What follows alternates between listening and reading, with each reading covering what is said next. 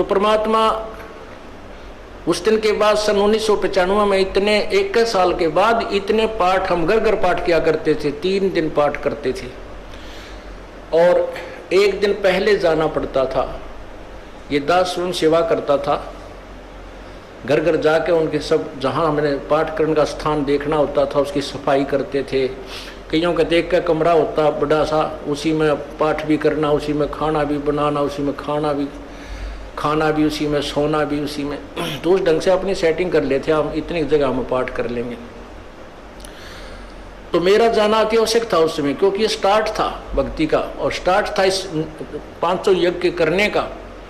किसी को नहीं मालूम था, बच्चे थे सहयोग देने लगे और धीरे धीरे फिर वो क्या हुआ कि इतने पाठ हो गए कि मुझे नौकरी, पहले तो क्या करता था, शुक्रवार को पाठ प्रारंभ किया, शुक्र शनि ड्यूटी करके सामने चले जाते बृहस्पतिवार को, शुक्रवार को रात में तैयारी करते, शुक्रवार को शनिवार को अब पाठ प्रारंभ करके अपनी नौकरी पर चला जाता, फिर शाम ना आ लेता, शनिवार इतवार की छुट्टी हो जाती, काम चल रहा था।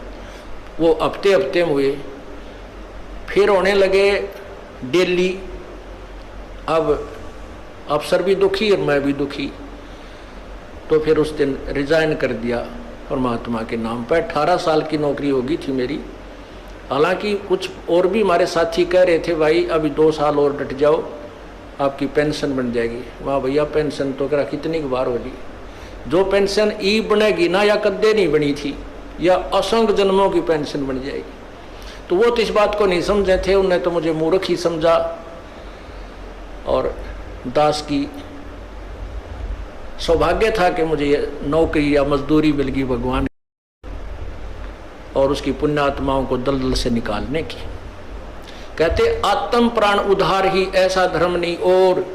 धर्म तो और भी है, दान करते हैं, भूखों को भोजन देते हैं, ऐसा है कि सहाय करते हैं, लेकिन जो आत्म प्राण उद्धारी ऐसा धर्म नहीं और।